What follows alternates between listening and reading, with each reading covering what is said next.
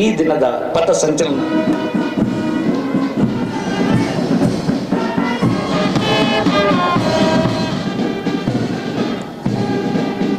ಚಿಕ್ಕಬಳ್ಳಾಪುರದ ಸರಂವಿ ಜಿಲ್ಲಾ ಕ್ರೀಡಾಂಗಣದಲ್ಲಿ ಇಂದು ಆಯೋಜಿಸಿದ್ದ ಗಣರಾಜ್ಯೋತ್ಸವದಲ್ಲಿ ಮಾತನಾಡಿದ ಜಿಲ್ಲಾ ಉಸ್ತುವಾರಿ ಸಚಿವ ಡಾಕ್ಟರ್ ಎಂಸಿ ಸುಧಾಕರ್, ಸಂವಿಧಾನ ಜಾರಿಗೆ ಬಂದು 76ನೇ ವರ್ಷವಾಗಿದ್ದು ಭಾರತದ ಸಮಗ್ರತೆ, ಐಕ್ಯತೆ, ವೈವಿಧ್ಯತೆಯನ್ನ ಕಾಪಾಡುವಲ್ಲಿ ನಮ್ಮ ಸರ್ಕಾರ ಬದ್ಧವಾಗಿದೆ.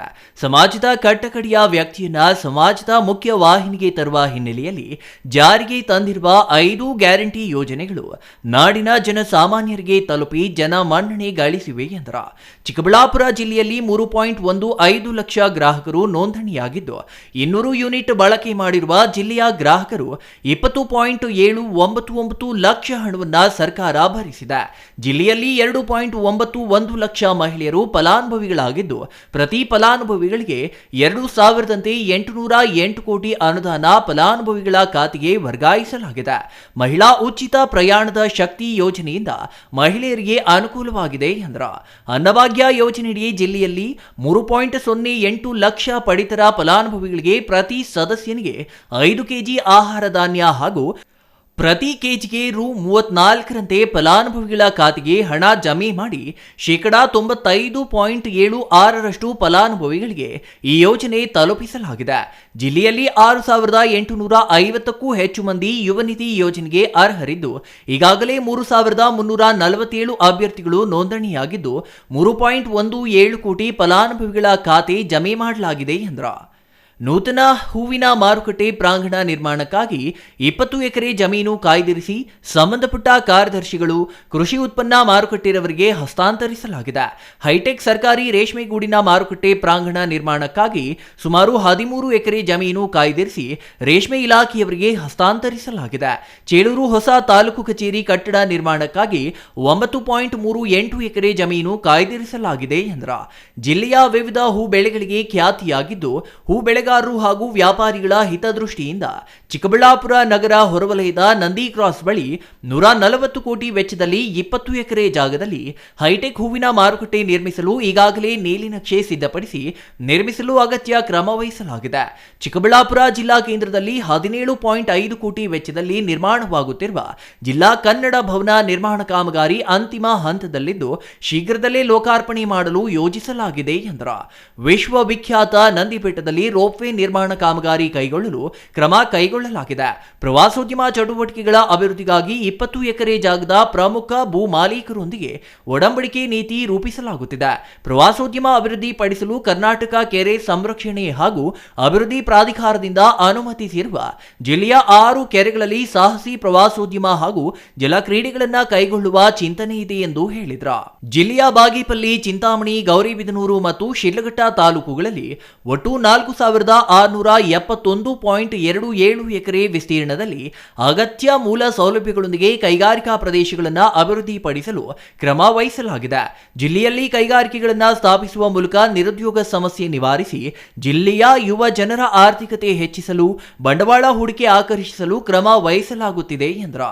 ಇನ್ನು ಬಾಗೇಪಲ್ಲಿ ತಾಲೂಕಿನ ಗಂಟಲ ಮಲ್ಲಮ್ಮ ಕಣಿವೆ ಪ್ರದೇಶದಲ್ಲಿ ಬ್ಯಾರೇಜ್ ನಿರ್ಮಾಣಕ್ಕಾಗಿ ಅಲ್ಲಿನ ಶಾಸಕ ಸುಬ್ಬಾರೆಡ್ಡಿಯವರು ಬೇಡಿಕೆ ಇಟ್ಟಿದ್ದು ಇದನ್ನ ಮುಖ್ಯಮಂತ್ರಿಗಳ ಗಮನಕ್ಕೂ ತರಲಾಗಿದೆ. ಪ್ರಸ್ತುತ ಬಜೆಟ್ನಲ್ಲಿ ಬಾಗೇಪಲ್ಲಿಯಲ್ಲಿ ನೂತನ ಬ್ಯಾರೇಜ್ ನಿರ್ಮಾಣದ ಬಗ್ಗೆ ಪ್ರಸ್ತಾಪಿಸುವಂತೆ ಈಗಾಗಲೇ ಮುಖ್ಯಮಂತ್ರಿಗಳನ್ನ ಕೋರಲಾಗಿದ್ದು ಶೀಘ್ರದಲ್ಲಿಯೇ ಗಂಟಲ ಮಲ್ಲಮ್ಮ ಕಣಿವೆ ಬ್ಯಾರೇಜ್ ನಿರ್ಮಾಣ ಮಾಡುವುದಾಗಿ ಸಚಿವರು ಭರವಸೆ ನೀಡಿದರು. ಈಗಾಗಲೇ ನಮ್ಮ ಸರ್ಕಾರ ಅಸ್ತಿತ್ವಕ್ಕೆ ಬಂದು 1 ವರ್ಷ 8 ತಿಂಗಳು ಆಗಿದೆ. ನಾವು ಚುನಾವಣೆ ಪೂರ್ವದಲ್ಲಿ ಭರವಸೆ ಕೊಟ್ಟಂತೆ 5 ಗ್ಯಾರಂಟಿಗಳನ್ನ ಬಹಳ ಯಶಸ್ವಿಯಾಗಿ ನಾವು ಅದನ್ನ ಅನುಷ್ಠಾನ ಮಾಡತಕ್ಕಂತ ಕೆಲಸ ಮಾಡಿದ್ದೇವೆ. ಸುಮಾರು 52,000 ಕೋಟಿಗಿಂತ ಹೆಚ್ಚು ಅನುದಾನವನ್ನ ಪ್ರತಿ ವರ್ಷ 5 ಗ್ಯಾರಂಟಿಗಳ ಯೋಜನೆಗೆ ಮೀಸಲಾಗಿಟ್ಟಿರ್ತಕ್ಕಂಥದ್ದು ತಮಗೂ ಎಲ್ಲರಿಗೂ ಗೊತ್ತಿರ್ತಕ್ಕಂಥ ವಿಚಾರ. ಇದರ ಜೊತೆಯಲ್ಲಿ ನಾವು ನಮ್ಮ ಜಿಲ್ಲೆಯಲ್ಲಿ ಹಲವಾರು ಅಭಿವೃದ್ಧಿ ಕೆಲಸಗಳನ್ನ ಕೈಗೊಳ್ಳತಕ್ಕಂಥದ್ದಕ್ಕೆ ಮುನ್ನುಡಿಯನ್ನ ಬರೆದು ಈಗಾಗಲೇ ಹಲವಾರು ಅಭಿವೃದ್ಧಿ ಕೆಲಸಗಳನ್ನ ಕೈಗೊಂಡಿರ್ತಕ್ಕಂಥದ್ರ ಒಂದು ಹಲವಾರು ವಿಷಯಗಳನ್ನ ತಮ್ಮ ಗಮನಕ್ಕೆ ತರಲಿಕ್ಕೆ ಬಯಸ್ತೇನೆ. ಈಗಾಗಲೇ ನಮ್ಮ ಚಿಕ್ಕಬಳ್ಳಾಪುರದ ಬಹುದಿನಗಳ ಬೇಡಿಕೆ ಒಂದು ಸುಸಜ್ಜಿತವಾದಂತಹ ಹೂವಿನ ಮಾರುಕಟ್ಟೆ ನಿರ್ಮಾಣ ಮಾಡಬೇಕು ಅಂತಕ್ಕಂಥ ಬೇಡಿಕೆ, ಅದಕ್ಕೆ ಸೂಕ್ತವಾದಂತಹ ಜಾಗ ಕೊಡಬೇಕು ಅಂತಕ್ಕಂಥದ್ದು ಎಲ್ರಿಗೂ ತಿಳಿದಂತ ವಿಚಾರ. ಈಗಾಗಲೇ ನಾನು ಕನ್ನಡ ರಾಜ್ಯೋತ್ಸವದ ದಿನದಂದು ಘೋಷಣೆ ಮಾಡಿದ್ದೆ, 20 ಎಕರೆ ಭೂಮಿಯನ್ನ ನಾವು ಈಗಾಗಲೇ ಅದಕ್ಕೆ ಒದಗಿಸ್ಕೊಟ್ಟಿದೀವಿ ಅಂತ ಹೇಳಿ. ನಾನು ಮೊನ್ನೆ ಹೊಸ ವರ್ಷದ ಪ್ರಾರಂಭದಲ್ಲಿ ಅಲ್ಲಿರ್ತಕ್ಕಂಥ ವ್ಯಾಪಾರಸ್ಥರನ್ನ ಕರೆಸಿ ನಾವೊಂದು ವಿಸ್ತೃತವಾದ ಸಮಗ್ರವಾದಂತ ಒಂದು ನೀಲ ನಕ್ಷೆಯನ್ನ ತಯಾರು ಮಾಡಿರ್ತಕ್ಕಂಥದ್ರ ಬಗ್ಗೆ ಅವರ ಗಮನಕ್ಕೆ ತಂದು ಅವರೆಲ್ಲರೂ ಅದನ್ನ ವೀಕ್ಷಣೆಯನ್ನ ಮಾಡಿ ಅವರ ಕೆಲವು ಸಲಹೆಗಳನ್ನ ಕೊಟ್ಟಿರ್ತಕ್ಕಂಥದ್ರ ಮೇರೆಗೆ ಈಗ ಸುಮಾರು 140 ಕೋಟಿ ರೂಗಳ ಒಂದು ವಿಸ್ತೃತವಾದಂತ ಅಂತಾರಾಷ್ಟ್ರೀಯ ಮಟ್ಟದಲ್ಲಿ ನಿರ್ಮಾಣ ಮಾಡಬೇಕಾಗಿರ್ತಕ್ಕಂಥ ಒಂದು ಹೂವಿನ ಮಾರುಕಟ್ಟೆಯ ಯೋಜನೆ ಇವತ್ತು ನಮ್ಮ ಮುಂದೆ ರೆಡಿ ಇದೆ. ಅದನ್ನ ಈಗಾಗಲೇ ನಾನು ಮಾನ್ಯ ಮುಖ್ಯಮಂತ್ರಿಗಳಾಗಿರ್ತಕ್ಕಂಥ ಸಿದ್ದರಾಮಯ್ಯ ಸಾಹೇಬರ ಗಮನಕ್ಕೆ ತಂದಿದ್ದೇನೆ. ಇನ್ನ ಕೆಲವೇ ದಿನಗಳಲ್ಲಿ ಅಂದ್ರೆ ಮಾರ್ಚ್ ತಿಂಗಳಲ್ಲಿ ಮಂಡನೆ ಮಾಡಲಿರುವ ಆಯವ್ಯಯದಲ್ಲಿ ಅದನ್ನ ತಾವು ಪರಿಗಣಿಸಬೇಕು.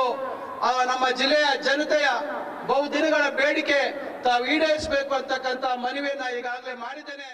ಗಣರಾಜ್ಯೋತ್ಸವದಲ್ಲಿ ಚಿಕ್ಕಬಳ್ಳಾಪುರ ನಗರದ ಪಂಚಗಿರಿ ಬೋಧನಾ ಪ್ರೌಢಶಾಲೆ ವಿದ್ಯಾರ್ಥಿಗಳ ದೇಶಭಕ್ತಿ ಗೀತೆಗೆ ನೃತ್ಯ ಪ್ರದರ್ಶನ ಆಕರ್ಷಕವಾಗಿ ಮೂಡಿಬಂತ. ಇನ್ನು ಚಿಂತಾಮಣಿ ನಗರದ ಫುಟ್ಪಾತ್ ತೆರವಿನ ಜೊತೆಗೆ ಸ್ವಚ್ಛತೆ ಕಾಪಾಡುವಲ್ಲಿ ಯಶಸ್ವಿಯಾದ ಚಿಂತಾಮಣಿ ನಗರಸಭೆ ಪೌರಾಯುಕ್ತ ಚಲಪತಿ ಅವರನ್ನ ವೇದಿಕೆಯಲ್ಲಿ ಗೌರವಿಸಲಾಯಿತು. ಅಲ್ಲದೆ ಚಿಕ್ಕಬಳ್ಳಾಪುರ ನಗರಸಭೆ ಹಸಿರು ಕಸವನ್ನ ಗೊಬ್ಬರ ಮಾಡಲು ರೈತರೊಂದಿಗೆ ಒಡಂಬಡಿಕೆ ಮಾಡಿಕೊಂಡಿರುವ ಕಾರಣ ನಗರಸಭೆ ಪೌರಾಯುಕ್ತ ಮನ್ಸೂರ್ ಅಲಿ ಅವರನ್ನ ಗೌರವಿಸಲಾಯಿತು. ಅಂಬರೀಷಿಯನ್, ಸಿಟಿವಿ ನ್ಯೂಸ್, ಚಿಕ್ಕಬಳ್ಳಾಪುರ.